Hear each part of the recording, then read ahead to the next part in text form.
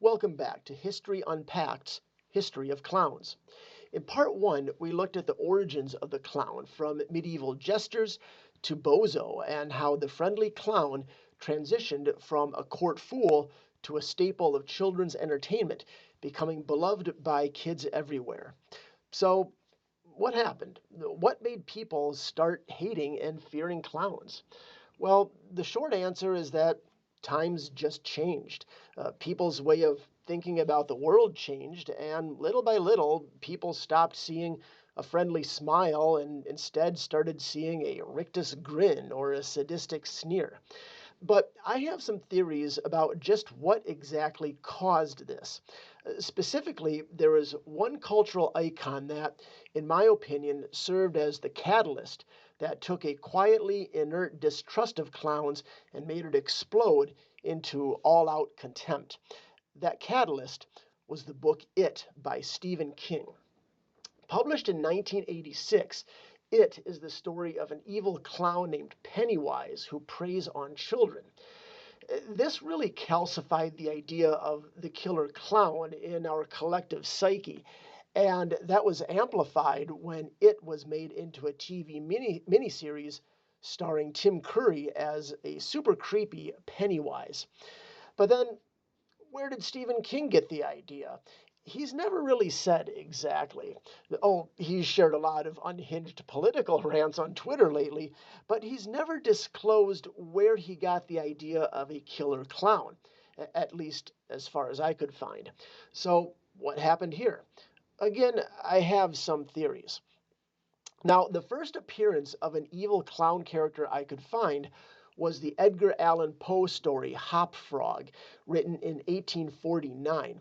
In this one, there's a dwarf jester who gets revenge on his king and court by lighting them on fire. But I don't think this story was famous enough to really have much of an effect on pop culture. But then in 1890 was the opera Pagliacci. Now, this opera is about a vengeful actor of the Commedia dell'arte who murders his unfaithful wife and her lover. There was also a lesser known 1915 play called He Who Gets Slapped, also about a vengeful clown, which was made into a 1924 film starring Lon Chaney. Okay, well, now we're getting a bit closer to killer clowns. Then, in 1928, the film The Man Who Laughs was released. Now, this was actually based on a Victor Hugo book written in 1869, in between Hop Frog and Pagliacci. Now, like He Who Gets Slapped, it involves a man of high standing whose true identity is obscured by the personality of a performer, and it too was later turned into a movie. And the film was what really had an effect on the public. The eponymous character, the man who laughs, is actually a tragic hero, not a murderous clown, but his on screen portrayal has a particularly ghastly grin that is so unnerving that in 1940 it inspired the Batman villain known as the Joker. Now, there are some arguments about just who came up with the concept for the Joker, but everyone seems to agree that the man who laughs had an influence on it. And if you compare images of the two, that should be clear. Anyway, so now we have our first clear appearance of an evil clown. And as far as I know, our only evil clown until 1969, when an episode of Scooby Doo called Bedlam in the Big Top featured a phantom clown as its villain. Then, in 1976, a Canadian horror film known as The Clown Murders, starring a young John Candy, hits theaters. Now, I had never heard of this film prior to researching for this video, so I'm guessing it didn't have a huge influence on culture, but who knows? If nothing else, it signaled a pending shift in the public's attitude towards clowns that would happen in the next decade. Anyway, this film features an actual killer dressed as a clown and is, as far as I know, the first instance of a true maniacal killer clown in pop culture. There was also a movie called The Premonition, which came out the same year and involved a psychopath who happened to be a clown, but it doesn't have quite the same killer clown vibe that most of us tend to think of. But check it out if you're interested. In any case, The Clown Murders and The Premonition weren't huge box office successes, but in 1982, there was a box office smash that involved an evil clown. That movie was Poltergeist. Now, Poltergeist is a movie with its own interesting and tragic history, but suffice it to say that it terrified audiences with its story of a house possessed by evil spirits. And one scene in particular incorporates a clown doll endowed with a malignant life of its own. Now, to me, this seems like a pivotal moment in clown history. You have an artifact born out of the previous clown craze that was set into motion through Bozo, now transformed into something sinister. And then, of course, It came out 4 years later. But that wasn't all. Because, you see, during this time, oddly, coincidentally, there was a real killer clown on the loose. Serial killer John Wayne Gacy. Now, I'm not going to go too deep into detail about Gacy here. Honestly, as far as serial killers go, he was fairly unremarkable. Basically, he just lured guys into his house and then, well, did serial killery things to them. But all of this happened throughout the 70s. And during this time, Gacy did children's charity work as a character named Pogo the Clown. As far as I know, he didn't actually dress as a clown when he committed his murders, though he would offer to show his victims a magic trick that involved them donning a pair of handcuffs. Well, it turns out the magic trick involved making their bodies disappear into a hidden crawl space under his house. But, if you're both a serial killer and a clown, why not go the whole 9 yards and dress as a clown when you carry out your murders? It might as well, right? Anyway, Gacy was arrested in 1980, a few years after the Clown Murders film and several years prior to the book It. So it's likely this had a big effect in the public's perception of clowns. But I was a young child in the 80s, and I was totally unaware of any of this. I do remember, though, being thoroughly uninterested in clowns. I just didn't see what was supposed to be entertaining about them. I was more interested in cowboys and later on He Man. So maybe that was just my interests, or maybe it was something deeply related to the culture of the time. Anyway, It was just the beginning of creepy clowns. Shortly after It came the movie Killer Clowns from Outer Space, and after that, more followed. Movies like Clown House, Killjoy, and others, as well as video games like the Twisted Metal series, which features an evil clown named Sweet Tooth, I believe. There was also the character of Clown from the Spawn comics, and of course, some friends from our previous Shock Rock video, the Insane Clown Posse. All of this eventually came to a climax with the Clown Panic of 2016.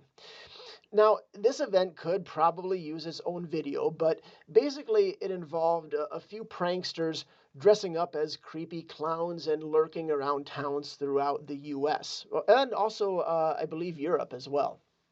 And this, in turn, kicked off a slew of copycat pranksters, as well as legitimate panic that there were real creepy clowns hanging around America trying to entrap children. Of course, this resulted in certain places banning clown costumes and the like, but eventually, like all panics, it died down. But wait, here's something interesting that I uncovered. It turns out that 2016 was not the first time people reported creepy clown sightings.